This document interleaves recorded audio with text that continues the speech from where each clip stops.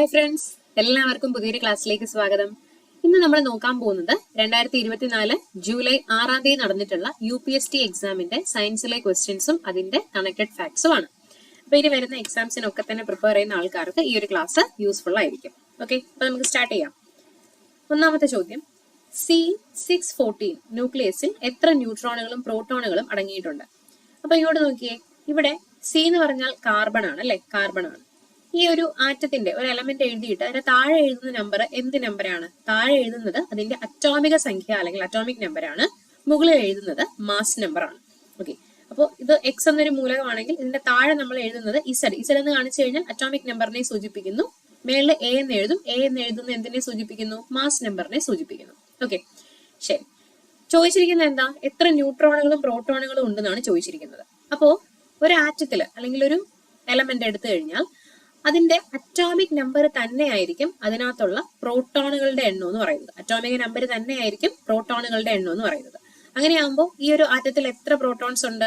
Atomic number എത്രയാണ്? 6 ആണ് അല്ലെ, താഴെ 6 ആണ് കിടക്കുന്നത്. അപ്പോൾ പ്രോട്ടോണുകളുടെ എണ്ണം എത്രയാണ്? 6 ആണ് പ്രോട്ടോണുകളുടെ എണ്ണം. ഇനി അടുത്ത് ന്യൂട്രോൺസ് കണ്ടുപിടിക്കാൻ പറഞ്ഞിട്ടുണ്ട്. എങ്ങനെയാണ് ന്യൂട്രോണുകൾ കണ്ടുപിടിക്കുക? നമ്മുടെ എ എന്ന അക്ഷരം കൊണ്ട് നമ്മൾ സൂചിപ്പിക്കുന്നത് മാസ് നമ്പറിനെ അല്ലേ. മാസ് നമ്പർ എന്ന് പറഞ്ഞാൽ ഒരു ആറ്റത്തിലെ പ്രോട്ടോണുകളുടെയും ന്യൂട്രോണുകളുടെയും ആകെ തുകയാണ് നമ്മൾ മാസ് നമ്പർ എന്ന് പറയുന്നത്. അതിൽ പ്രോട്ടോണുകളുടെ എണ്ണം എന്ന് പറഞ്ഞാൽ അറ്റോമിക നമ്പറിന് തുല്യമാണ് അല്ലെ. അപ്പൊ നമുക്ക് A = നമ്മുടെ അറ്റോമിക നമ്പർ പ്ലസ് N എന്ന് എഴുതാം. അതിൽ നിന്ന് ന്യൂട്രോൺസിന്റെ എണ്ണം എങ്ങനെ കണ്ടുപിടിക്കാൻ പറ്റും? ന്യൂട്രോണിന്റെ എണ്ണം കണ്ടുപിടിക്കാൻ മാസ് നമ്പറിൽ നിന്ന് അറ്റോമിക നമ്പർ കുറച്ചാൽ മതി. മാസ് നമ്പറിൽ നിന്ന് അറ്റോമിക നമ്പർ കുറച്ചു കഴിഞ്ഞാൽ നമുക്ക് ന്യൂട്രോണുകളുടെ എണ്ണം എന്ത് ചെയ്യും? കിട്ടും. ഓക്കെ, അപ്പൊ മാസ് നമ്പർ 14 ആണ്. ഈ 14ൽ നിന്ന് നമ്മൾ എന്ത് കുറയ്ക്കണം? 6 കുറയ്ക്കുക. 14ൽ നിന്ന് 6 കുറയ്ക്കുക. അപ്പൊ നമുക്ക് എന്ത് കിട്ടും? ന്യൂട്രോണുകളുടെ എണ്ണം കിട്ടും. അപ്പൊ ആൻസർ എത്രയാണ് വരുന്നത്? ആൻസർ 8 എന്നാണ് വരിക അല്ലെ. 8 എന്നാണ് ആൻസർ വരുന്നത്. അപ്പൊ പ്രോട്ടോണുകളുടെ എണ്ണം 6, ന്യൂട്രോണുകളുടെ എണ്ണം 8. അപ്പൊ ഓപ്ഷൻ ഏതാ? എത്ര ന്യൂട്രോണുകളും പ്രോട്ടോണുകളും ഉണ്ടെന്നാണ്. പെട്ടെന്ന് കാണുമ്പോൾ ഈ 6 8 കാണുമ്പോൾ എഴുതാൻ തോന്നും. അങ്ങനെയല്ല, എത്ര ന്യൂട്രോണുകളാണ് ആദ്യം ചോദിച്ചിരിക്കുന്നത്. അപ്പൊ ന്യൂട്രോണിന്റെ എണ്ണം വേണം നമ്മൾ ആദ്യമായിട്ട് എഴുതാൻ വേണ്ടിയിട്ട്. അപ്പൊ 8 ആണ് ന്യൂട്രോൺസിന്റെ എണ്ണം. പ്രോട്ടോൺസിന്റെ എണ്ണം എത്രയാണ്? 6 ആണ് പ്രോട്ടോൺസിന്റെ എണ്ണം. ഓപ്ഷൻ എ ആണ് ഉത്തരം. സെറ്റ് ആണെന്ന് വിചാരിക്കുന്നു. നെക്സ്റ്റ് ക്വസ്റ്റ്യനിലോട്ട് പോകാം. താഴെ പറയുന്നതിൽ ഏതാണ് സംക്രമ ലോഹമല്ലാത്തതെന്ന് ചോദിച്ചിരിക്കുന്നു. സംക്രമണ ലോഹമാണ് ഉദ്ദേശിക്കുന്നത്. സംക്രമണ ലോഹം. ഓക്കെ, സംക്രമണ ലോഹം അല്ലാത്തത് ഏതെന്നാണ് ചോദിച്ചിരിക്കുന്നത്. ഓക്കെ, എന്താണ് ഈ സംക്രമണ ലോഹങ്ങൾ? നമ്മുടെ പീരിയോഡിക് ടേബിളിൽ എത്ര ബ്ലോക്കുകൾ ഉണ്ട് എന്ന് നിങ്ങൾക്ക് അറിയാമായിരിക്കും. പീരിയോഡിക് ടേബിൾ നമ്മൾ എടുത്തു കഴിഞ്ഞാൽ ഈ പീരിയോഡിക് ടേബിളിനകത്ത് എത്ര ബ്ലോക്ക് ഉണ്ട്? ഓക്കെ, ഇതിപ്പോ പീരിയോഡിക് ടേബിളിന്റെ ഒരു ചെറിയ രൂപമാണെന്ന് ജസ്റ്റ് നമുക്ക് ഇങ്ങനെ ചിന്തിക്കാം. ഓക്കെ, ഇങ്ങനെയാണ് നമ്മുടെ പീരിയോഡിക് ടേബിൾ ഇരിക്കുന്നത് അല്ലെ. ഈ ഒരു ഫോമിലാണ് പീരിയോഡിക് ടേബിൾ ഇരിക്കുന്നത്.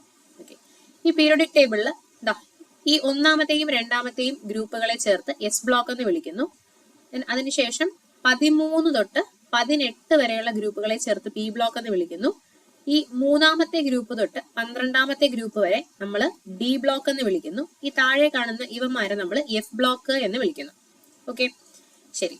ഇതില് സംക്രമണ ലോഹം അല്ലെങ്കിൽ സംക്രമണ മൂലകങ്ങൾ എന്നറിയപ്പെടുന്നത് ഡി ബ്ലോക്കിൽ പെടുന്ന ആൾക്കാരാണ് സംക്രമണ ലോഹങ്ങൾ അല്ലെങ്കിൽ സംക്രമണ മൂലകങ്ങൾ എന്നറിയപ്പെടുന്നത്. ഇതിൽ ക്വസ്റ്റ്യൻ എന്താ ചോദിച്ചിരിക്കുന്നത്? സംക്രമണ ലോഹം അല്ലാത്തത് കണ്ടുപിടിക്കാനാണ് പറഞ്ഞിരിക്കുന്നത്. അല്ലാത്തത് അലുമിനിയമാണ്. സംക്രമണ ലോഹം അല്ലാത്തത് അലുമിനിയമാണ്. അലുമിനിയം 13ാമത്തെ ഗ്രൂപ്പിൽ പെടുന്ന ആളാണ് ആര്? അലുമിനിയം. 13ാമത്തെ ഗ്രൂപ്പിൽ പെടുന്ന ആളാണ് അലുമിനിയം. ഓക്കെ, 13 എന്ന് പറയുമ്പോൾ പി ബ്ലോക്കിൽ പെടുന്ന ആളാണ് അലുമിനിയം. ബാക്കിയുള്ള ആൾക്കാരൊക്കെ എന്താണ്? സംക്രമണ ലോഹങ്ങളാണ് അല്ലെങ്കിൽ സംക്രമണ മൂലകങ്ങൾ ആണ്. Okay, next. അപ്പൊ ഇവിടെ നമുക്ക് വേണമെങ്കിൽ കുറച്ച് പോയിന്റ്സ് ഒക്കെ ഇങ്ങനെ ആലോചിക്കാൻ പറ്റും. എസ് ബ്ലോക്ക് മൂലകങ്ങളെയും പി ബ്ലോക്ക് മൂലകങ്ങളെയും കൂടെ രണ്ടുപേരെയും കൂടെ ചേർത്തിട്ട് നമ്മൾ പ്രാതിനിധ്യ മൂലകങ്ങൾ എന്ന് പറയും. റെപ്രസെന്റേറ്റീവ് എലമെന്റ്സ് അല്ലെങ്കിൽ പ്രാതിനിധ്യ മൂലകങ്ങൾ എന്ന് പറയും. പ്രാതിനിധ്യ മൂലകങ്ങൾ എന്ന് പറയും. ഓക്കെ, ഡി ബ്ലോക്ക് സംക്രമണ മൂലകങ്ങൾ അല്ലെങ്കിൽ സംക്രമണ ലോഹങ്ങളാണെന്ന് അറിയാം. ദെൻ എഫ് ബ്ലോക്ക്, താഴെ കിടക്കുന്ന എഫ് ബ്ലോക്ക് ഇല്ലേ, അതിനെ നമ്മൾ അന്തഃസംക്രമണ മൂലകങ്ങൾ എന്നാണ് പറയുക. അന്തഃസംക്രമണ മൂലകങ്ങൾ, അന്തഃസംക്രമണ മൂലകങ്ങൾ എന്ന് പറയും എഫ് ബ്ലോക്കിലെ മൂലകങ്ങളെ. Okay, next question. അന്തരീക്ഷമർദ്ദം 1 ബാർ ആണെങ്കിൽ ഏത് താപനിലയിലാണ് ജലം തിളയ്ക്കുന്നത് എന്നാണ് ചോദ്യം. അപ്പൊ ഇവിടെ അന്തരീക്ഷമർദ്ദം 1 ബാർ ആണെങ്കിൽ ഏത് താപനിലയിലാണ് വെള്ളം തിളയ്ക്കുന്നതാണ് ചോദിച്ചിരിക്കുന്നത് അല്ലെ. അപ്പൊ കുറച്ച് ആൾക്കാർക്കെങ്കിലും ഇതൊരു കൺഫ്യൂഷൻ ഉണ്ടായിട്ടുണ്ടാവും ഈ എക്സാമിന്. നമ്മൾ സാധാരണയായിട്ട് വെള്ളം തിളയ്ക്കുന്നത് അല്ലെങ്കിൽ ജലത്തിന്റെ തിളനില എന്ന് പറഞ്ഞിട്ട് നമ്മൾ പഠിച്ചിട്ടുള്ളതും കേട്ടിട്ടുള്ളതും ഒക്കെ 100 ഡിഗ്രി സെൽഷ്യസ് എന്നുള്ള രീതിയിലായിരിക്കും അല്ലെ. അപ്പോൾ ഇവിടെ നിങ്ങൾ മനസ്സിലാക്കേണ്ട ഒരു കാര്യം, നമുക്ക് നമ്മുടെ NCERT പോകുമ്പോൾ പഠിക്കാൻ വേണ്ടിയിട്ട് ഒരു 2 പോയിന്റുകളുണ്ട്. ഒരു നോർമൽ ബോയിലിംഗ് പോയിന്റ് അല്ലെങ്കിൽ സാധാരണ തിളനില. നോർമൽ ബോയിലിംഗ് പോയിന്റ് എന്നൊരു കൺസെപ്റ്റും നോർമൽ ബോയിലിംഗ് പോയിന്റും ഉണ്ട്. അതേപോലെ തന്നെ സ്റ്റാൻഡേർഡ് ബോയിലിംഗ് പോയിന്റും ഉണ്ട്. നോർമൽ ബോയിലിംഗ് പോയിന്റും ഉണ്ട്, സ്റ്റാൻഡേർഡ് ബോയിലിംഗ് പോയിന്റും ഉണ്ട്. ഓക്കെ, എന്താണ് ഇവ തമ്മിലുള്ള വ്യത്യാസം, ഇതിന്റെ വാല്യൂ എന്താണെന്ന് ചോദിച്ചു കഴിഞ്ഞാൽ, അതായത് ഒരു ATM പ്രഷറിൽ കേട്ടോ, ഒരു ATM പ്രഷറിൽ, ഒരു ATM നമ്മുടെ പ്രഷറിന്റെ മർദ്ദത്തിന്റെ യൂണിറ്റ് ആണ് ATM അല്ലെ. അറ്റ്മോസ്ഫിയർ എന്ന് പറയുന്ന ഒരു യൂണിറ്റ് കേട്ടിട്ടുണ്ടോ? മർദ്ദത്തിന്റെ ഒരു യൂണിറ്റ് ആണ് ATM അല്ലെങ്കിൽ അറ്റ്മോസ്ഫിയർ എന്ന് പറയുന്നത്. ഈ ഒരു ATM പ്രഷറിൽ ജലത്തിന്റെ ബോയിലിംഗ് പോയിന്റിന് അല്ലെങ്കിൽ നമ്മുടെ ഒരു ദ്രാവകത്തിന്റെ തിളനിലയ്ക്ക് നമ്മൾ പറയുന്ന പേരാണ് എന്ത്? നോർമൽ ബോയിലിംഗ് പോയിന്റ് അല്ലെങ്കിൽ സാധാരണ തിളനില ഒരു ATM മർദ്ദത്തിൽ. ഓക്കെ, ഇനി സ്റ്റാൻഡേർഡ് ബോയിലിംഗ് പോയിന്റ് എന്ന് പറഞ്ഞാൽ എന്താന്ന് ചോദിച്ചു കഴിഞ്ഞാൽ, പ്രഷർ ഒരു ബാർ ആയിരിക്കുമ്പോൾ, ഈ ATM എന്ന് പറഞ്ഞാലും ബാർ എന്ന് പറഞ്ഞാലും മർദ്ദത്തിന്റെ ഡിഫറെന്റ് ആയിട്ടുള്ള യൂണിറ്റുകളാണ്. ഒരു ബാർ മർദ്ദമാണെങ്കിൽ ഒരു ബാർ മർദ്ദത്തിലെ ബോയിലിംഗ് പോയിന്റിനെ സ്റ്റാൻഡേർഡ് ബോയിലിംഗ് പോയിന്റ് എന്നും, ഒരു ATM മർദ്ദത്തിലുള്ള ബോയിലിംഗ് പോയിന്റിനെ നോർമൽ ബോയിലിംഗ് പോയിന്റ് എന്നും എന്ത് ചെയ്യുന്നു? നമ്മൾ വിളിക്കുന്നു. മനസ്സിലായല്ലോ? ഓക്കെ, അപ്പൊ ഇവിടെ നമ്മുടെ നോർമൽ ബോയിലിംഗ് പോയിന്റ് എന്ന് പറയുന്നത്, നമ്മൾ ഈ ഒരു ATMലുള്ള നോർമൽ ബോയിലിംഗ് പോയിന്റ് എന്ന് പറയുന്നത് 100 ഡിഗ്രി സെൽഷ്യസ് തന്നെയാണ്. സാധാരണയായിട്ട് നമ്മൾ പറയുന്നത് 100 ഡിഗ്രി സെൽഷ്യസ് തന്നെയാണ്.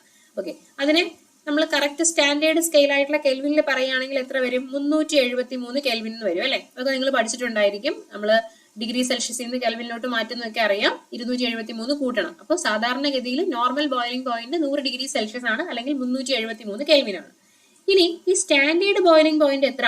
ഒരു ബാറിലുള്ള ബോയിലിംഗ് പോയിന്റ് എത്ര എന്ന് ചോദിച്ചാൽ 99.6 ഡിഗ്രി സെൽഷ്യസ് ആണ്. നമ്മൾ കെൽവിനിൽ പറയുകയാണെങ്കിൽ 372.6 കെൽവിൻ ആണ്.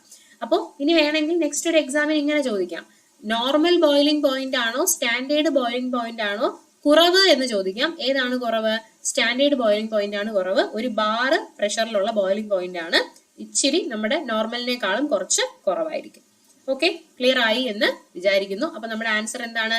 ഇവിടെ ഒരു ബാർ ആണ് ക്വസ്റ്റ്യൻ ചോദിച്ചിരിക്കുന്നത്. അപ്പൊ ആൻസർ എന്താണ് വരുന്നത്? 99.6 ഡിഗ്രി സെൽഷ്യസ് ആണ് വരുന്നത്. ക്ലിയർ ആയി എന്ന് വിചാരിക്കുന്നു.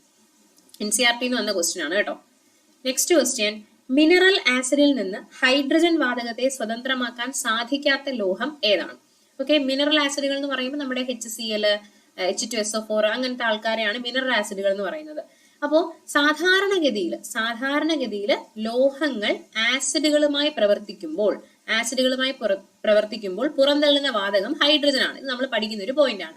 പക്ഷെ എല്ലാ ലോഹങ്ങളും ഇതേപോലെ ആസിഡിൽ നിന്ന് ഹൈഡ്രജനെ പുറന്തള്ളുന്നുണ്ട് എന്നൊരു പ്രസ്താവന തന്നാൽ അത് തെറ്റാണ്. എല്ലാ ലോഹങ്ങൾക്കും സാധിക്കില്ല. ക്രിയാശീലത കൂടിയ, റിയാക്ടിവിറ്റി കൂടിയ ലോഹങ്ങൾക്ക് മാത്രമാണ് എന്ത് ചെയ്യാൻ പറ്റുന്നത്? ഈ ഒരു ആസിഡിൽ നിന്ന് ഹൈഡ്രജൻ വാതകത്തെ സ്വതന്ത്രമാക്കാനായിട്ട് സാധിക്കുന്നത്.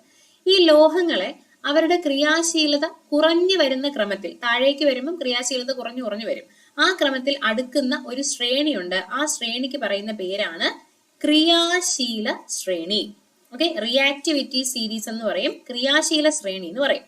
ഓക്കെ, അപ്പം ഏറ്റവും മേളിലിരിക്കുന്നത് ക്രിയാശീലത, റിയാക്ടിവിറ്റി കൂടിയ ലോഹമാണ്. താഴേക്ക് വരുമ്പോഴത്തേക്കും ക്രിയാശീലത കുറഞ്ഞു വരുന്ന രീതിയിൽ നമ്മൾ അടുക്കി വെക്കും. ഈ ക്രിയാശീല ശ്രേണിയിൽ, ഈ ലോഹങ്ങളുടെ ക്രിയാശീല ശ്രേണിയിൽ അലോഹമായിട്ടുള്ള ഹൈഡ്രജനെയും ഉൾപ്പെടുത്തിയിട്ടുണ്ട്. ഈ ക്രിയാശീല ശ്രേണിയിൽ ഉൾപ്പെടുത്തിയിട്ടുണ്ട്. എന്തുകൊണ്ടാണ് ഹൈഡ്രജനെ ഉൾപ്പെടുത്തുന്നതെന്ന് ചോദിച്ചു കഴിഞ്ഞാൽ, ഈ ലോഹങ്ങളുടെ ക്രിയാശീലതയെ താരതമ്യം ചെയ്യാൻ വേണ്ടിയിട്ടാണ് നമ്മൾ എന്ത് ചെയ്യുന്നത്? ഹൈഡ്രജനെ ഈ പറയുന്ന ക്രിയാശീല ശ്രേണിയിൽ ഉൾപ്പെടുത്തിയിരിക്കുന്നത്. അപ്പോൾ ഈ ക്രിയാശീല ശ്രേണിയിൽ ഹൈഡ്രജന്റെ താഴെ വരുന്ന ലോഹങ്ങൾക്ക് ആർക്കും തന്നെ എന്ത് ചെയ്യാൻ പറ്റില്ല? ആസിഡിൽ നിന്ന് ഹൈഡ്രജനെ പുറന്തള്ളാനായിട്ട് സാധിക്കില്ല. ഓക്കെ, അപ്പൊ ഈ ചെമ്പ് അല്ലെങ്കിൽ കോപ്പർ എന്ന് പറയുന്നയാള് നമ്മുടെ ക്രിയാശീല ശ്രേണിയിൽ ഹൈഡ്രജന്റെ താഴെ വരുന്നയാളാണ്. അപ്പൊ അയാൾക്ക് എന്ത് ചെയ്യാൻ പറ്റില്ല? ഹൈഡ്രജനെ പുറന്തള്ളാനായിട്ട് സാധിക്കില്ല. അത് ചെമ്പിന് മാത്രമല്ല, നമ്മുടെ സിൽവർ, ഇതേപോലെ ഗോൾഡ് അങ്ങനത്തെ ആൾക്കാർക്കൊന്നും തന്നെ ഹൈഡ്രജനെ ആസിഡിൽ നിന്ന് സ്വതന്ത്രമാക്കാനായിട്ട് കഴിയില്ല. ക്ലിയർ അല്ലേ? നെക്സ്റ്റ് ക്വസ്റ്റ്യൻ, ഹോമലോഗസ് സീരീസിലെ തുടർച്ചയായ അംഗങ്ങൾ ഡാഷ് ഗ്രൂപ്പിനാൽ വ്യത്യാസപ്പെട്ടിരിക്കുന്നു. എന്താണ് ഹോമലോഗസ് സീരീസ്? ഹോമലോഗസ് സീരീസ് എന്ന് പറഞ്ഞാൽ നമ്മൾ ഈ ഓർഗാനിക് കെമിസ്ട്രി പഠിക്കുമ്പോൾ, നിങ്ങളുടെ LPUP സിലബസിൽ നിങ്ങൾ പഠിച്ചിട്ടുണ്ടാകും, ഓർഗാനിക് കെമിസ്ട്രി പഠിച്ചിട്ടുണ്ടാവും. ഈ ഓർഗാനിക് കെമിസ്ട്രിയിൽ ആൽക്കൈനുകൾ, ആൽക്കൈനുകൾ എന്ന് പറഞ്ഞിട്ട് നിങ്ങൾക്ക് കേട്ടിട്ടുണ്ടാവും, നിങ്ങൾക്ക് അറിയാമായിരിക്കും. ആൽക്കേന്, ആൽക്കീന്, ആൽക്കൈന് എന്നൊക്കെ പറഞ്ഞ് കേട്ടിട്ടുണ്ടാവും അല്ലെ. ആൽക്കൈൻ. ഓക്കെ. കാർബൺ ആറ്റങ്ങൾക്കിടയിൽ ഏകബന്ധനം മാത്രം വരുന്ന ഹൈഡ്രോ കാർബണുകളെയാണ് ആൽക്കേനുകൾ എന്ന് പറയുന്നത്. ദ്വിബന്ധനം, ഡബിൾ ബോണ്ട് വന്നാൽ ആൽക്കീനുകൾ എന്ന് പറയുന്നു. ത്രിബന്ധനം വന്നാൽ ആൽക്കൈനുകൾ എന്ന് പറയുന്നു. ഓക്കെ. അപ്പോൾ ഈ ഹോമോലോഗസ് സീരീസ് എന്ന് പറഞ്ഞു കഴിഞ്ഞാൽ നമുക്ക് ആ ഒരു സീരീസ് എന്ന് പറയുമ്പോൾ എന്താ, ഒരു ഗ്രൂപ്പ് ഓഫ് ആൾക്കാർ അല്ലെ, കുറെ ആൾക്കാർ, ഒരു പ്രത്യേക സ്വഭാവം കാണിക്കുന്ന കുറെ ആൾക്കാർ. ഈ ഒരു ഹോമോലോഗസ് സീരീസിൽ വരുന്ന ആൾക്കാർ തമ്മിൽ ഒരു പൊതുവായിട്ടുള്ളൊരു വ്യത്യാസം ഉണ്ടാവും. അവർ തമ്മിൽ ഒരു പൊതുവായിട്ടുള്ളൊരു വ്യത്യാസം ഉണ്ടാവും. പിന്നെ അവന്മാരെ നമുക്ക് ഒരു പൊതു സമവാക്യം ഉപയോഗിച്ച് സൂചിപ്പിക്കാനും സാധിക്കും. ഓർഗാനിക് കെമിസ്ട്രിയിൽ നമ്മൾ പഠിക്കുന്നതാണ്. അതായത് നിങ്ങൾ ജസ്റ്റ് ഇങ്ങനെ ആലോചിക്കുക. ഇപ്പം ആൽക്കേനുകൾ എന്ന് പറയുമ്പോൾ അവന്മാരുടെ പൊതു സമവാക്യം CnH2n+2 ആണ്. ആൽക്കീനുകളെ നമുക്കൊരു പൊതു സമവാക്യം ഉപയോഗിച്ച് കാണിക്കാൻ പറ്റും CnH2n. ഇനി ആൽക്കൈനുകളെ ഒരു പൊതു സമവാക്യം ഉപയോഗിച്ച് കാണിക്കാൻ പറ്റും CnH2n-2. ഓക്കെ. അപ്പൊ ഇതിനകത്ത് നിങ്ങൾ നോക്കിക്കോ, ഈ സിക്ക് ഞാൻ ജസ്റ്റ് 1 എന്ന് നമ്പർ കൊടുക്കുന്നു. സിക്ക് അല്ല, എന്നിന്. n എന്ന് പറഞ്ഞ നമ്പറാണ്, എന്നിന് ഞാൻ 1 കൊടുക്കുന്നു കേട്ടോ ആൽക്കേനുകളിൽ. അതായത് C1 ആവുമ്പോൾ എഴുതേണ്ട ആവശ്യമില്ല. ദെൻ H എഴുതി. 2n 2 × 1 2 തന്നെയാണ്. ദെൻ 2 + 2 എത്ര? 4. ഓക്കെ. 2 + 2 4. ഇനി അടുത്ത് ഇതിന്റെ രണ്ടാമത്തെ മെമ്പർ, ഈ ആൽക്കേൻ എന്ന് പറയുന്ന വിഭാഗത്തിൽ വരുന്ന രണ്ടാമത്തെ മെമ്പറിനെ നമുക്ക് എഴുതി നോക്കാം. n നമ്മൾ 2 കൊടുക്കണം അല്ലെ. എന്നിന് 2 കൊടുത്ത് നോക്കാം. C2. ഓക്കെ. C2. H എത്ര വരും? നോക്കി പറയൂ. ഇവിടെ എന്നിന് 2 കൊടുത്താൽ 2 × 2 4. 4ന്റെ കൂടെ 2 കൂട്ടിയാൽ 6 ആണ് വരിക അല്ലെ. 6 ആണ് വരിക. ഇതേപോലെ ഇങ്ങനെ താഴേക്ക് നമുക്ക് എന്നിന് 3 4 5 ഒക്കെ ഇങ്ങനെ കൊടുത്ത് നമുക്ക് എന്ത് ചെയ്യാം, നമുക്ക് പോവാം. ഓക്കെ. ഇത് ആൽക്കേനുകൾ എന്ന് പറയുന്ന വിഭാഗത്തിൽ പെടുന്ന ആൾക്കാരാണ്. ഓക്കെ. ദെൻ ആൽക്കീനുകളെ ഒന്ന് ജസ്റ്റ് ഞാൻ 2 മെമ്പേഴ്സിനെ മാത്രം ഒന്ന് എഴുതി നോക്കാം. ആൽക്കീൻ കേട്ടോ. ഇപ്പൊ സിക്ക് ഞാൻ 1 കൊടുത്തു. H2n അല്ലേ വരുന്നത്. CnH2n ആണ് വരുന്നത് അല്ലെ. അപ്പം H എഴുതി. 2n ജസ്റ്റ് ഇരട്ടി എടുത്താൽ മതി. അപ്പൊ 1ന്റെ ഇരട്ടി 2 ആണ്, CH2 എന്ന് വന്നു. ഇനി ഞാൻ 2 കൊടുക്കാൻ പോകുന്നു. സിക്ക് 2 കൊടുക്കാൻ പോകുന്നു. CnH2n ആണ്, വെറുതെ ഇരട്ടി എടുത്താൽ മതി. 2ന്റെ ഇരട്ടി 4 ആണ്, C2H4. ഇനി ഞാൻ ആൽക്കൈൻ എഴുതി നോക്കാം. ഓക്കെ. ആൽക്കൈൻ എഴുതി നോക്കാം. അപ്പോൾ CnH2n-2 ആണ് വരുന്നത് അല്ലെ. CnH2n-2 ആണ് വരുന്നത്. ഓക്കെ. അപ്പൊ നമുക്ക് ഈ ഒരു ആൽക്കൈനിൽ നമുക്കൊരു സിക്ക് ഒരു 3 കൊടുത്ത് നോക്കിയാലോ. സിക്ക് നമുക്കൊരു 3 കൊടുത്ത് നോക്കാം. ഓക്കെ. 3 കൊടുത്ത് നോക്കാം. C3. ഓക്കെ. C3 ഞാൻ 3 കൊടുത്ത് നോക്കുന്നു. C3. H എങ്ങനെയാണ് വരുന്നത് നോക്കാം.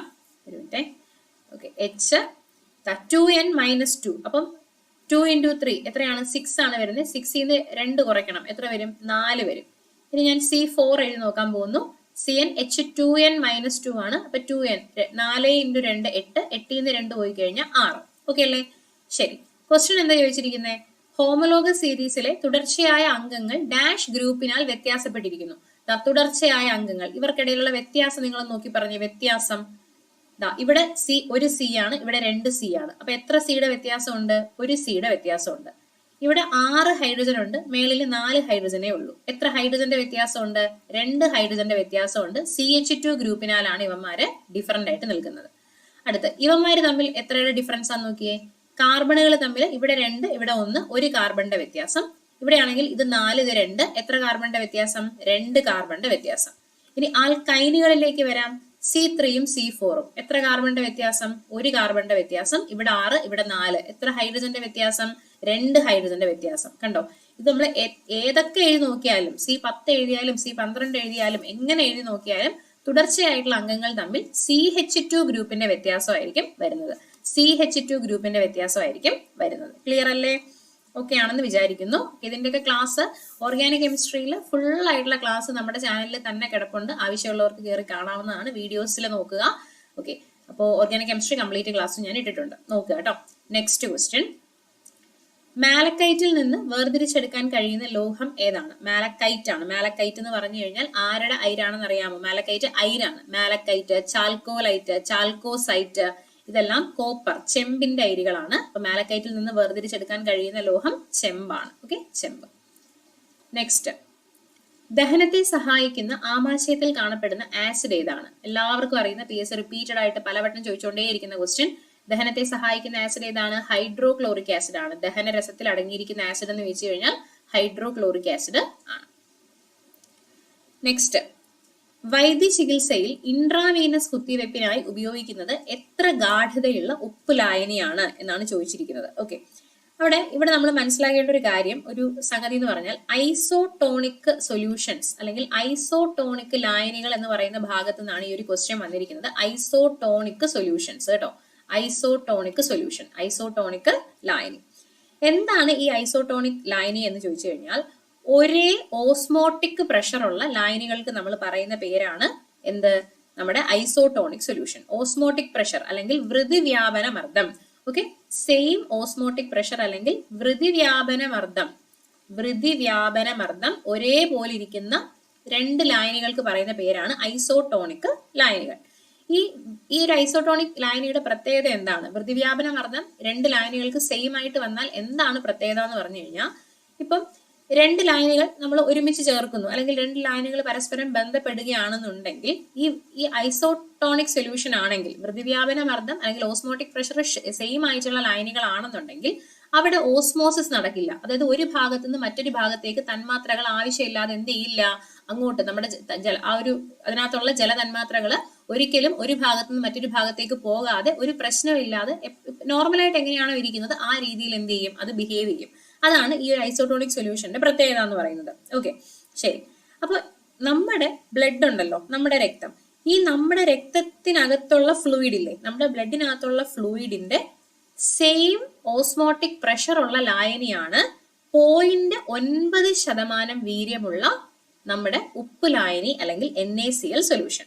അതായത് നമ്മുടെ ബ്ലഡ് സെല്ലിനകത്ത്, നമ്മുടെ ഒരു ബ്ലഡ് സെല്ലിനകത്ത് കാണുന്ന ഫ്ലൂയിഡിന്റെ ഓസ്മോട്ടിക് പ്രഷറിന് തുല്യമായിട്ടുള്ള ഓസ്മോട്ടിക് പ്രഷർ ഉള്ള ഒരു ലായനിയാണ് 0.9% ഉള്ള സോഡിയം ക്ലോറൈഡിന്റെ സൊല്യൂഷൻ അല്ലെങ്കിൽ നമ്മുടെ ഉപ്പ് ലായനി.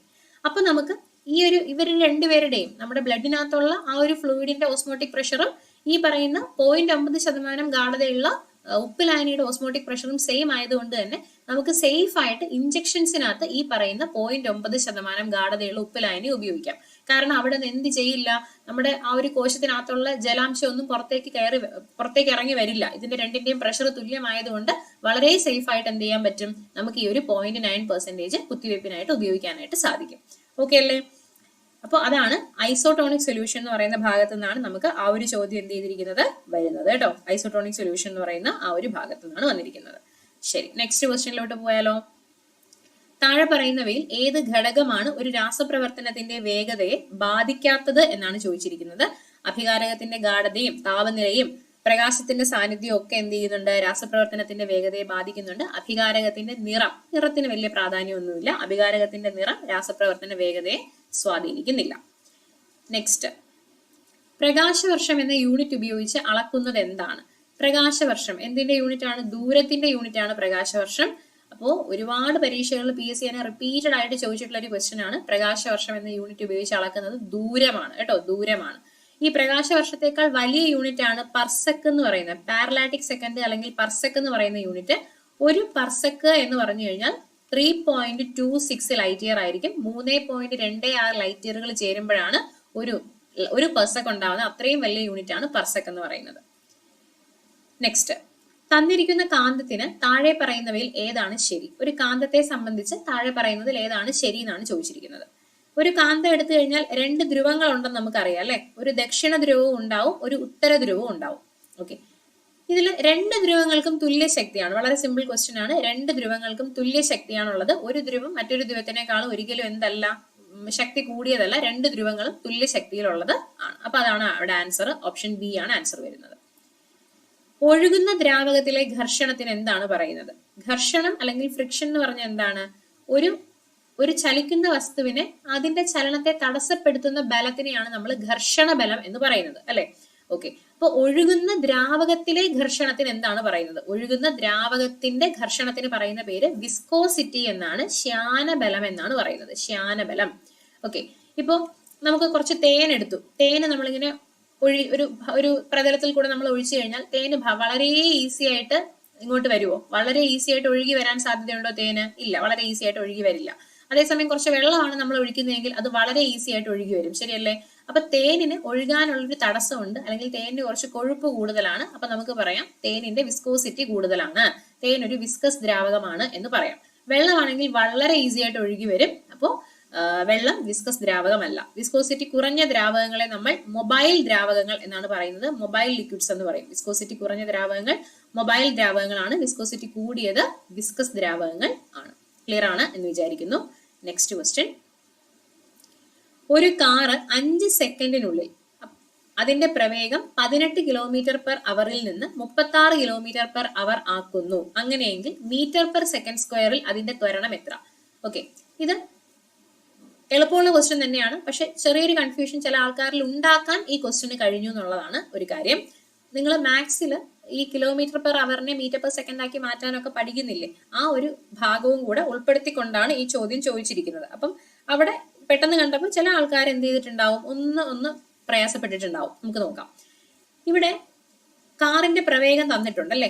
ആദ്യ പ്രവേഗം യു എന്ന് പറഞ്ഞാൽ 18 കിലോമീറ്റർ പെർ അവർ ആണെന്ന് തന്നിട്ടുണ്ട്. ഇനി അന്ത്യപ്രവേഗം വി എത്രയാണെന്ന് തന്നിട്ടുണ്ട്, 36 കിലോമീറ്റർ പെർ അവർ ആണെന്ന് തന്നിട്ടുണ്ട്. സമയം തന്നിട്ടുണ്ട് 5 സെക്കൻഡ്. ത്വരണമാണ് കണ്ടുപിടിക്കാൻ പറഞ്ഞിരിക്കുന്നത്. ത്വരണം ഇസ് ഈക്വൽ ടു എന്താണ്, V minus U divided by T ആണെന്ന് നിങ്ങൾക്ക് അറിയാം അല്ലെ. V minus U divided by T ആണ്. നമുക്ക് വി മൈനസ് യു ഒന്ന് കണ്ടുപിടിച്ചാലോ, പ്രവേഗ മാറ്റം ഒന്ന് കണ്ടുപിടിച്ചാലോ. പ്രവേഗ മാറ്റം എന്ന് പറയുമ്പോൾ എത്രയാണ്, 36 മൈനസ് 18. 36 മൈനസ് 18. ഓക്കെ, 36 മൈനസ് 18 എന്ന് പറഞ്ഞാൽ 18 തന്നെയാണ് കിട്ടുക. 18 കിലോമീറ്റർ പെർ അവറിലാണ് കിട്ടുന്നത് അല്ലെ. നമുക്ക് ആൻസർ വേണ്ടത് മീറ്റർ പെർ സെക്കൻഡിലാണ്. അപ്പൊ നമുക്ക് മീറ്റർ പെർ സെക്കൻഡിലേക്ക് മാറ്റുകയാണെന്നുണ്ടെങ്കിൽ 18 ഇൻറ്റു എത്ര ചെയ്യണം, കിലോമീറ്റർ പെർ അവറിലുള്ള സാധനത്തെ മീറ്റർ പെർ സെക്കൻഡിലോട്ട് മാറ്റാൻ എന്താണ് നമ്മൾ ചെയ്യേണ്ടത്? നമ്മൾ ചെയ്യേണ്ടത് 5/18 കൊണ്ട് ഡിവൈഡ് ചെയ്യണം. മാത്സിൽ നിങ്ങൾ പഠിക്കുന്ന സാധനമാണ്. 5/18 കൊണ്ട് ഡിവൈഡ് ചെയ്യണം. അപ്പം ഈ 18ഉം ഈ 18ഉം കട്ടായി പോയി കഴിഞ്ഞാൽ 5 മീറ്റർ പെർ സെക്കൻഡ് എന്നാണ് നമുക്ക് എന്ത് കിട്ടുന്നത്, പ്രവേഗമാറ്റം വി മൈനസ് യു കിട്ടുന്നത് 5 മീറ്റർ പെർ സെക്കൻഡ് എന്നാണ്. ഓക്കെ, ശരി. അപ്പൊ നമുക്ക് ഈ പ്രവേഗമാറ്റത്തിന് പകരം 5 കൊടുക്കാം. ഡിവൈഡഡ് ബൈ എത്രയാണ്, സമയം എന്ന് പറഞ്ഞാൽ 5 തന്നെയല്ലേ. അപ്പൊ നമ്മുടെ ആൻസർ എത്ര വരും, 1 മീറ്റർ പെർ സെക്കൻഡ് സ്ക്വയർ എന്നാണ് നമ്മുടെ ആൻസർ വരുന്നത്. 1 ആണ് നമ്മുടെ ഉത്തരമായിട്ട് വരുന്നത്. ക്ലിയർ ആയല്ലോ? ഓക്കെ അല്ലേ? അപ്പൊ ഇവിടെ വേണമെങ്കിൽ നമുക്ക് ഈ 18 കിലോമീറ്റർ പെർ അവറിനെ ആദ്യം മീറ്റർ പെർ സെക്കൻഡിലോട്ട് മാറ്റാം, പിന്നീട് 36 മീറ്റർ പെർ സെക്കൻഡിലോട്ട് മാറ്റാം. എന്നിട്ട് പിന്നെ എന്ത് ചെയ്യണം, നമുക്ക് വി മൈനസ് യു ചെയ്യാം. എങ്ങനെ ചെയ്താലും കിട്ടും. അത് കുറച്ച് സ്റ്റെപ്പ് കൂടുതലാണ്. ഞാൻ ഇങ്ങനെ ഒരുമിച്ച് ചെയ്തപ്പോഴത്തേക്കും ഒരു സ്റ്റെപ്പ് കുറഞ്ഞു, അത്ര മാത്രമേ ഉള്ളൂ. ഓക്കെ, ഈസി ആയിട്ട് നമുക്ക് കിട്ടി. അപ്പൊ ഇത്രയേ ഉള്ളൂ. അവിടെ കിലോമീറ്റർ പെർ അവറിനെ മീറ്റർ പെർ സെക്കൻഡ് ആക്കി മാറ്റണം എന്നൊരു സംഗതി കിട്ടിക്കഴിഞ്ഞാൽ ഈ ക്വസ്റ്റ്യൻ നിങ്ങൾക്ക് ആൻസർ ചെയ്യാൻ പറ്റിയിട്ടുണ്ടാവും. ദെൻ വൈദ്യുത ബില്ലിംഗിൽ ഉപയോഗിക്കുന്ന ഒരു യൂണിറ്റ് എത്ര കിലോ വാട്ട് അവർ ആണ്? വളരെ സിമ്പിൾ ആയിട്ടുള്ള ക്വസ്റ്റ്യൻ ആണ്. പക്ഷെ ചില ആൾക്കാർ ചെറിയൊരു കൺഫ്യൂഷൻ അടിച്ച് പരീക്ഷാ ഹാളിൽ ഈ ഒരു ക്വസ്റ്റ്യൻ സ്കിപ്പ് ചെയ്തിട്ടുണ്ട് എന്ന് പരീക്ഷ കഴിഞ്ഞിട്ട് അറിയാൻ പറ്റി. അപ്പൊ വൈദ്യുത ബില്ലിംഗിൽ ഉപയോഗിക്കുന്ന ഒരു യൂണിറ്റ്, നമ്മുടെ വീട്ടിൽ ഉപയോഗിക്കുന്ന കറണ്ട് ഇല്ലേ, കറണ്ട് ബില്ലൊക്കെ വരുമ്പം എത്ര യൂണിറ്റ് കറണ്ട് ആയി എന്നൊക്കെ വളരെ നോർമൽ ആയിട്ട് നമ്മൾ വീട്ടിൽ സംസാരിക്കാറുണ്ട് അല്ലേ. ഓക്കെ, അപ്പൊ നിങ്ങൾ മനസ്സിലാക്കിക്കോളൂ. വൈദ്യുതോർജത്തിന്റെ വ്യാവസായിക യൂണിറ്റ്, വൈദ്യുതോർജത്തിന്റെ വ്യാവസായിക യൂണിറ്റ്, വൈദ്യുതോർജത്തിന്റെ വ്യാവസായിക യൂണിറ്റ് കിലോ വാട്ട് അവർ ആണ്. KWH, കിലോ വാട്ട് അവർ ആണ്. ഈ കിലോ വാട്ട് അവറിനെ തന്നെ നമ്മൾ വിളിക്കുന്ന മറ്റൊരു പേരാണ് യൂണിറ്റ്. അപ്പൊ വൈദ്യുതോർജത്തിന്റെ വ്യാവസായിക യൂണിറ്റ് എന്തെന്ന് ചോദിക്കുമ്പോൾ കിലോ വാട്ട് അവർ എന്ന് പറയാം, അല്ലെങ്കിൽ യൂണിറ്റ് എന്ന് പറയാം. അപ്പൊ 1 കിലോ വാട്ട് അവർ എന്ന് പറഞ്ഞാൽ എത്ര തന്നെയാണ്, 1 യൂണിറ്റ് തന്നെയാണ്. 1 കിലോ വാട്ട് അവർ എന്ന് പറഞ്ഞാലും 1 യൂണിറ്റ് എന്ന് പറഞ്ഞാലും സെയിം തന്നെയാണ്, യാതൊരു മാറ്റവും ഇല്ല. Okay, next question. 2 വസ്തുക്കൾ തമ്മിലുള്ള ഗുരുത്വാകർഷണ ബലം F ആണ്. 2 പിണ്ഡങ്ങളും പകുതിയായി കുറയുമ്പോൾ അവ തമ്മിലുള്ള ഗുരുത്വാകർഷണ ബലം എത്രയാകും? ഓക്കെ, എളുപ്പമുള്ള ക്വസ്റ്റ്യൻ തന്നെയാണ്. 2 വസ്തുക്കൾ തമ്മിലുള്ള ഗുരുത്വാകർഷണ ബലം കാണാനുള്ള ഇക്വേഷൻ F സമം G m1 m2 divided by d² എന്നുള്ളതാണ്. ഓക്കെ, ഇവിടെ ക്യാപിറ്റൽ G എന്ന് പറഞ്ഞാൽ ഗുരുത്വാകർഷണ സ്ഥിരാങ്കമാണ്, ഗ്രാവിറ്റേഷണൽ കോൺസ്റ്റന്റ് ആണ്. അതിന്റെ വാല്യൂ നമുക്ക് ഇപ്പൊ ഇവിടെ ആവശ്യമില്ല, എന്നാലും ഞാൻ വാല്യൂ പറയുകയാണ്. 6.67 into 10⁻⁻11 newton metre square per kilogram square. അതാണ് ജിയുടെ മൂല്യം. അത് നിങ്ങൾ പഠിച്ചിട്ടുണ്ടാവും. ഓക്കെ, ശരി. ഇപ്പൊ നമ്മളിത് ചോദിച്ചിരിക്കുന്ന ക്വസ്റ്റ്യൻ, 2 പിണ്ഡങ്ങളും പകുതിയായി കുറയുമ്പോൾ, പിണ്ഡം എന്ന് പറഞ്ഞാൽ m1ഉം m2 അല്ലെ, പിണ്ഡം മാസ്. അപ്പം 2ഉം പകുതിയായിട്ട് കുറഞ്ഞു. m1 പകുതിയായിട്ട് കുറഞ്ഞു എന്ന് പറഞ്ഞാൽ m1/2 ആയിട്ട് മാറി. m2 പകുതിയായിട്ട് കുറഞ്ഞു എന്ന് പറഞ്ഞാൽ m2/2 ആയിട്ട് മാറി. ഓക്കെ, m2/2 ആയിട്ട് മാറി. അങ്ങനെയാണെങ്കിൽ അവ തമ്മിലുള്ള ഗുരുത്വാകർഷണ ബലം കാണാനാണ് ചോദിച്ചിരിക്കുന്നത്. അപ്പൊ നമ്മൾ എന്താണ് ചെയ്യേണ്ടത്? ഈ ഇക്വേഷനിൽ പുതിയ മാസുകൾ കൊടുക്കുക. F equal to G into m1/2 അതേപോലെ m2/2 വരും. ഡിവൈഡഡ് ബൈ നമ്മുടെ d സ്ക്വയർ അതേപോലെ തന്നെ എന്ത് ചെയ്യാം? നമുക്ക് എഴുതാം. അതേപോലെ തന്നെ എന്ത് ചെയ്യാം? നമുക്ക് എഴുതാം. ഓക്കെ, ശരി. എന്നിട്ട് നമുക്ക് എന്ത് ചെയ്യാം? ഈ ഒരു ഡിവൈഡഡ് ബൈ 2 നമുക്ക് പുറത്തേക്ക് എടുത്ത് എഴുതാം. 1/2 പുറത്തേക്ക് വന്നു അല്ലെ? ഇവിടെയും 1/2 ആണ്, ഇവിടെയും 1/2 ആണ്. നമ്മുടെ ഒറിജിനൽ ഇക്വേഷൻ നമ്മൾ അനക്കാനേ പാടില്ല. Original equation g m1 m2 divided by d square എന്നുള്ളതാണ് ഒറിജിനൽ ഇക്വേഷൻ. അപ്പൊ ഒറിജിനൽ ഇക്വേഷൻ നമ്മൾ ഒന്നും ചെയ്യരുത്, ബാക്കിയുള്ള സാധനങ്ങൾ പുറത്തോട്ട് കൊണ്ടുവരുന്നു. 1/4 into g m1 m2 divided by d square. g m1 m2 divided by d square എന്ന് പറഞ്ഞാൽ ഫോഴ്സ് ആണ് അല്ലെ? അപ്പൊ എങ്ങനെ വരും? 1/4 ഇൻറ്റു എഫ് എന്ന് വരും, f/4 എന്ന് വരും. നമ്മുടെ ബലം, ആകർഷണ ബലം 1/4 ആയിട്ട് കുറയും. ഓക്കെ, f/4 ആദ്യം ഉണ്ടായിരുന്നതിന്റെ ഡിവൈഡഡ് ബൈ 4 ആയിട്ട് 4-1 കുറയും, f/4 ആയിട്ട് കുറയും. ഈ മോഡലിൽ തന്നെയാണ് ഇങ്ങനെ എങ്ങനെ ക്വസ്റ്റ്യൻ വന്നാലും, ഇപ്പം മാസ് ഇരട്ടിയായി എന്ന് പറയുമ്പോൾ m1 2m1 ആക്കി മാറ്റുക. ദൂരം ഇരട്ടിയായി, ഡിക്ക് പകരം 2d കൊടുക്കുക, ഇതിനകത്തോട്ട് കൊടുക്കുക. ഡി പകുതിയായി, ദൂരം പകുതിയായി എന്ന് പറഞ്ഞാൽ ഡിക്ക് പകരം d/2 കൊടുക്കുക, കംപ്ലീറ്റ് ആയിട്ട് അത് ആൻസർ കൊടുക്കുക. അപ്പോഴത്തേക്കും നമുക്ക് ആൻസർ അവിടെ കിട്ടും. ഓക്കെ, ശരി. നെക്സ്റ്റ്, പരമാവധി വേഗത്തിൽ ശബ്ദം സഞ്ചരിക്കുന്നത് ഏത് മാധ്യമത്തിലൂടെയാണ്? പരമാവധി വേഗത്തിൽ ശബ്ദം സഞ്ചരിക്കുന്നത് ഏത് മാധ്യമത്തിലൂടെയാണ്? ഓക്കെ, ശബ്ദം ഏറ്റവും കൂടുതൽ വേഗതയിൽ സഞ്ചരിക്കുന്നത് ഖരപദാർത്ഥങ്ങളിലൂടെയാണ്. ഈ ഖരത്തിൽ തന്നെ ലോഹങ്ങളിലൂടെയാണ് ശബ്ദം എന്ത് ചെയ്യുന്നത്? ഏറ്റവും വേഗതയിൽ സഞ്ചരിക്കുന്നത്. പക്ഷെ പ്രകാശമാണെങ്കിൽ നേരെ വിപരീതമാണ്. പ്രകാശം ശൂന്യതയിലൂടെയാണ് ഏറ്റവും വേഗതയിൽ സഞ്ചരിക്കുന്നത്, അത് കഴിഞ്ഞാൽ വായുവില്. പക്ഷെ നമ്മുടെ ശബ്ദത്തിന് ഒരിക്കലും ശൂന്യതയിൽ കൂടെ സഞ്ചരിക്കാൻ സാധിക്കില്ല. ശബ്ദത്തിന് സഞ്ചരിക്കണമെങ്കിൽ മാധ്യമം ആവശ്യമുണ്ട്. ഓക്കെ, മാധ്യമം ആവശ്യമുണ്ട്. നെക്സ്റ്റ്, റിഫ്രാക്റ്റീവ് ഇൻഡെക്സിന്റെ SI യൂണിറ്റ്. റിഫ്രാക്റ്റീവ് ഇൻഡെക്സ് എന്ന് പറഞ്ഞു കഴിഞ്ഞാൽ അപവർത്തനാങ്കമാണ്. അപവർത്തനാങ്കം ഒരു സ്ഥിര സംഖ്യയാണ്. അപവർത്തനാങ്കത്തിന് യൂണിറ്റ് ഇല്ല, അതൊരു കോൺസ്റ്റന്റ് വാല്യൂ ആണ്, യൂണിറ്റ് ഇല്ല. ഓക്കെ, ഏത് നിയമത്തിൽ നിന്നാണ് റിഫ്രാക്റ്റീവ് ഇൻഡെക്സ് അല്ലെങ്കിൽ അപവർത്തനാങ്കം കിട്ടുന്നത്? സ്നെൽസ് ലോ അല്ലെങ്കിൽ സ്നെൽ നിയമത്തിൽ നിന്നാണ് കിട്ടുന്നത്. Sine I divided by sine R. അതിൽ നമുക്ക് അപവർത്തനാങ്കം എന്ന് പറയുന്ന ഒരു സ്ഥിര സംഖ്യേനെ കിട്ടും. അതിന് യൂണിറ്റ് ഇല്ല. അപവർത്തനാങ്കത്തിന് അല്ലെങ്കിൽ റിഫ്രാക്റ്റീവ് ഇൻഡെക്സിന് യൂണിറ്റ് ഇല്ല. ഡയോപ്റ്റർ എന്തിന്റെ യൂണിറ്റാ? ലെൻസിന്റെ പവറിന്റെ യൂണിറ്റ് ആണ് ഡയോപ്റ്റർ. ഓക്കെ, നെക്സ്റ്റ്, ഒരു ഒറ്റപ്പെട്ട സിസ്റ്റത്തിന്റെ ആകെ ഊർജം. ഒരു ഐസൊലേറ്റഡ് സിസ്റ്റം, ഒറ്റപ്പെട്ടൊരു സിസ്റ്റമാണ്. ഓക്കെ, ഒറ്റപ്പെട്ട് നിൽക്കുന്ന ഒരു സിസ്റ്റത്തിന്റെ ആകെ ഊർജം എന്ത് ചെയ്യുന്നു? കൂടുകയോ കുറയുകയോ ഒന്നുമില്ല. ആകെ ഊർജം സ്ഥിരമായിട്ട് നിലകൊള്ളും. ഒരു ഒറ്റപ്പെട്ട സിസ്റ്റത്തിന്റെ ആകെ ഊർജം സ്ഥിരമായി നിലകൊള്ളുന്നു. ഓക്കെ, നെക്സ്റ്റ്, ന്യൂക്ലിയോടൈഡുകളുടെ ക്രമീകരണം പരിശോധിക്കുന്ന സാങ്കേതിക വിദ്യ എന്താണ്? ന്യൂക്ലിയോടൈഡുകളുടെ ക്രമീകരണം എന്ന് പറയുമ്പോൾ നമ്മളൊരു DNA എടുക്കുന്നു, അതിനകത്ത് ന്യൂക്ലിയോടൈഡുകൾ എങ്ങനെയാണ് ക്രമീകരിച്ചിരിക്കുന്നത്, ന്യൂക്ലിയോടൈഡുകളുടെ ക്രമീകരണം കറക്റ്റ് ആയിട്ട് പരിശോധിക്കുന്ന സാങ്കേതിക വിദ്യ DNA പ്രൊഫൈലിംഗ് ആണ്. DNA ഫിംഗർ പ്രിന്റിംഗ് അല്ലെങ്കിൽ DNA പ്രൊഫൈലിംഗ് എന്ന് പറയും. ഓക്കെ, DNA ഫിംഗർ പ്രിന്റിംഗ് അല്ലെങ്കിൽ DNA പ്രൊഫൈലിംഗ്. ഇപ്പൊ ഒരു ജീനിന്റെ ഒക്കെ സ്ഥാനം കറക്റ്റ് ആയിട്ട് കണ്ടെത്താൻ വേണ്ടി സഹായിക്കുന്ന പ്രക്രിയ എന്ന് ചോദിച്ചിരുന്നെങ്കിൽ ജീൻ മാപ്പിംഗ് പറയാമായിരുന്നു. ഓക്കെ, ജീൻ മാപ്പിംഗ്, സ്ഥാനം കണ്ടെത്താനാണ് ജീൻ മാപ്പിംഗ്. ന്യൂക്ലിയോടൈഡുകളുടെ ക്രമീകരണം പരിശോധിക്കുന്ന സാങ്കേതിക വിദ്യ DNA പ്രൊഫൈലിംഗ് അല്ലെങ്കിൽ DNA ഫിംഗർ പ്രിന്റിംഗ് ആണ്. മനുഷ്യന്റെ ആദ്യ പാലിൽ ഏറ്റവും കൂടുതലായി അടങ്ങിയിരിക്കുന്ന ഇമ്മ്യൂണോഗ്ലോബുലിൻ ഏതാണ്? ഓക്കെ, നമുക്ക് നോക്കാം. ഇമ്മ്യൂണോഗ്ലോബുലിൻ എന്ന് പറഞ്ഞാൽ ആന്റിബോഡീസ് ആണ് ഇമ്മ്യൂണോഗ്ലോബുലിൻസ് എന്ന് പറയുന്നത്.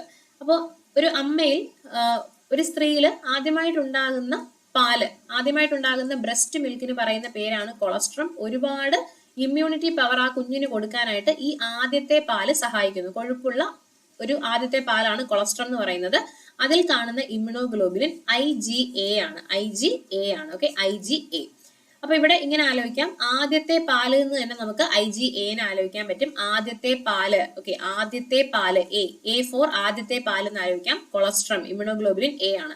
ഇപ്പൊ നമുക്ക് അമ്മ എന്ന് പഠിക്കുകയാണെങ്കിൽ A ഫോർ അമ്മ എന്നുള്ള രീതിയിൽ പഠിച്ചു കഴിഞ്ഞാൽ അവിടെ വേറൊരു ചെറിയ പ്രശ്നമുണ്ട്. ഈ IgG ഇല്ലേ, IgG എന്ന് പറയുന്ന ഇമ്മ്യൂണോഗ്ലോബുലിൻ അമ്മയിൽ നിന്ന് പ്ലാസന്റ വഴി നേരിട്ട് കുഞ്ഞിലേക്ക് കിട്ടുന്ന, അമ്മയിൽ നിന്ന് പ്ലാസന്റ എന്ന് പറഞ്ഞാൽ നിങ്ങൾക്ക് അറിയാമായിരിക്കും, നിങ്ങൾ പഠിച്ചിട്ടുണ്ട്. അമ്മയും കുഞ്ഞിനെയും, ഗർഭസ്ഥ ശിശുവിനെയും അമ്മയും തമ്മിൽ ബന്ധിപ്പിക്കുന്ന ഒരു സാധനമാണ് നമ്മുടെ പ്ലാസന്റ എന്ന് പറയുന്നത്. ഇപ്പം അമ്മയിൽ നിന്ന് പോഷകങ്ങളൊക്കെ കുഞ്ഞിലേക്ക് എത്തുന്നതും കുഞ്ഞിൽ നിന്ന് മാലിന്യങ്ങൾ അമ്മയുടെ ശരീരത്തിലോട്ട് എത്തുന്നതും ഒക്കെ ഈ പ്ലാസന്റ വഴിയാണ്. ഓക്കെ, അപ്പൊ ഈ പ്ലാസന്റ കടന്ന് അമ്മയിൽ നിന്ന് കുഞ്ഞിലേക്ക് എത്താൻ കഴിവുള്ള ഇമ്മ്യൂണോഗ്ലോബുലിൻ ജി ആണ്, IgG ആണ്. അപ്പൊ നിങ്ങൾ ഒരിക്കലും ഈ എ നമ്മൾ അമ്മ എന്ന് പഠിച്ചു കഴിഞ്ഞാൽ ചിലപ്പോൾ നമുക്ക് IgG ആയിട്ട് കൺഫ്യൂഷൻ വന്നു പോകും. അപ്പൊ G ഫോർ ഗർഭാവസ്ഥ എന്ന് പഠിക്കാം.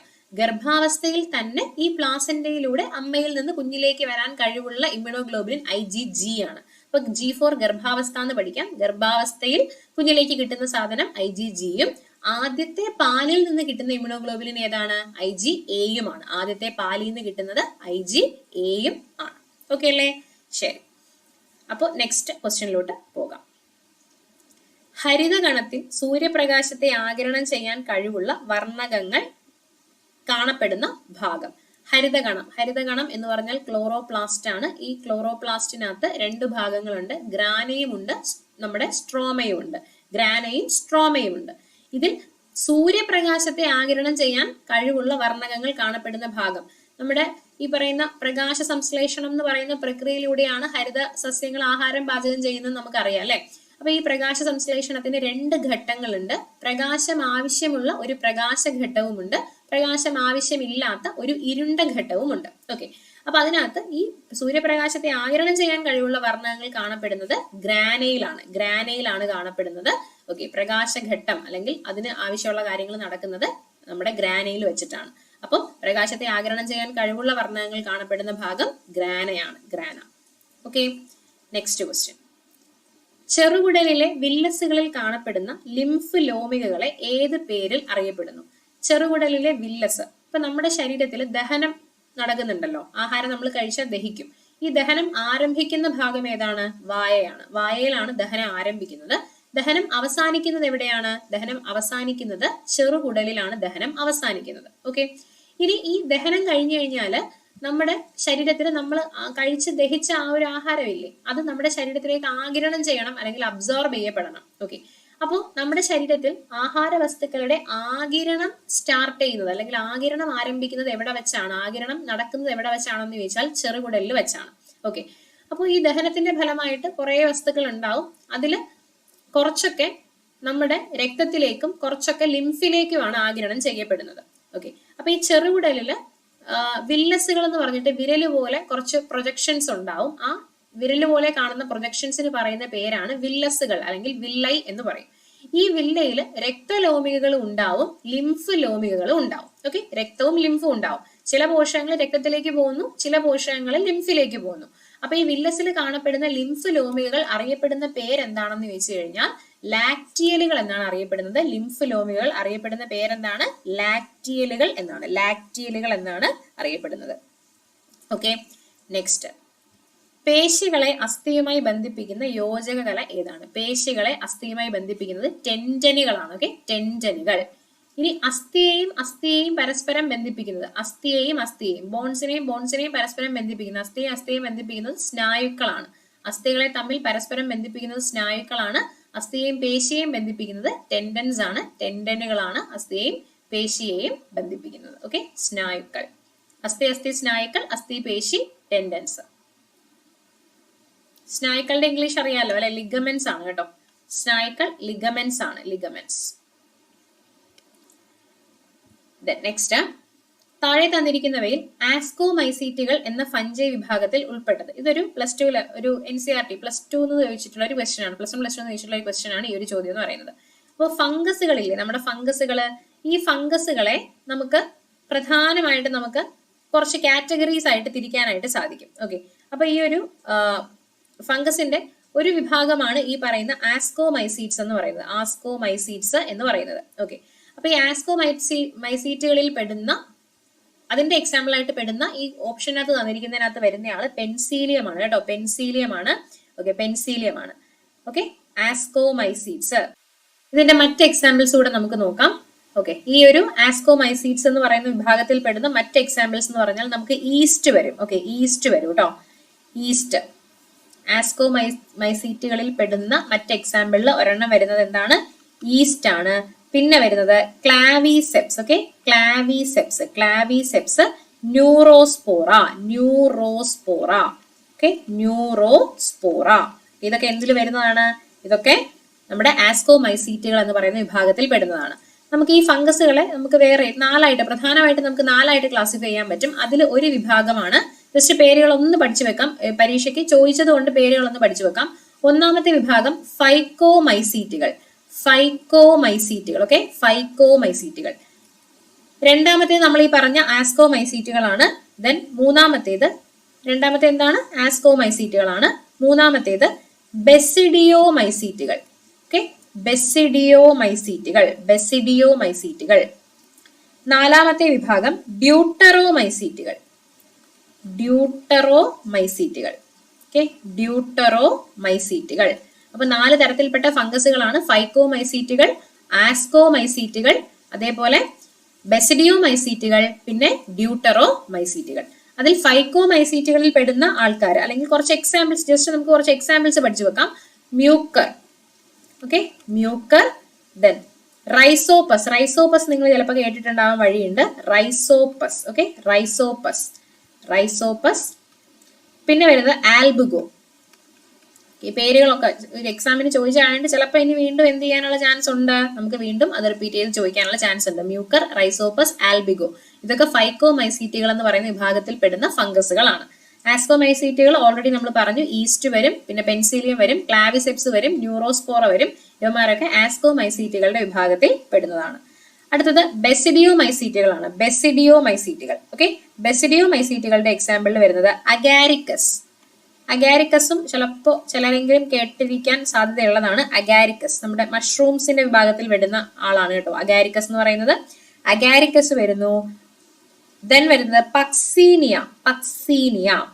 Okay, Puccinia, Agaricus, Puccinia, Ustilago. Okay, Ustilago. അപ്പോൾ അഗാരിക്കസ്, അസ്റ്റിലാഗോ, അതേപോലെ പക്സീനിയ, ഇതൊക്കെ വരുന്നത് ബെസിഡിയോമൈസെറ്റ്സ് എന്ന് പറയുന്ന വിഭാഗത്തിലാണ്. ദെൻ ഡ്യൂട്രോമൈസെറ്റുകളാണ്. ഡ്യൂട്രോമൈസെറ്റുകൾ അറിയപ്പെടുന്ന ഒരു പേരുണ്ട്, ഇംപെർഫെക്റ്റ് ഫഞ്ചൈ എന്നറിയപ്പെടും. ചിലപ്പോൾ പരീക്ഷയ്ക്ക് ഇനി അതായിരിക്കും ചിലപ്പോൾ ചോദിക്കുന്നത്, ഇംപെർഫെക്റ്റ് ഫഞ്ചൈ. ഓക്കെ, ഇതിന്റെയൊക്കെ പ്രത്യേകതകൾ ഉണ്ടാട്ടോ, ഇങ്ങനെയൊക്കെ വിളിക്കുന്നത് നമ്മൾ അതിനെ ഇംപെർഫെക്റ്റ് ഫഞ്ചൈ എന്ന വിളിപ്പേരുള്ളത് ഏത് വിഭാഗത്തിൽ പെടുന്ന ഫംഗസുകളാണെന്ന് ചോദിച്ചു കഴിഞ്ഞാൽ ഡ്യൂട്രോമൈസെറ്റുകൾ എന്ന് പറയുന്ന വിഭാഗത്തിൽ പെടുന്ന ഫംഗസുകളാണ് ഇംപെർഫെക്റ്റ് ഫഞ്ചൈ എന്ന പേരിൽ അറിയപ്പെടുന്നത്. Examples Alternaria,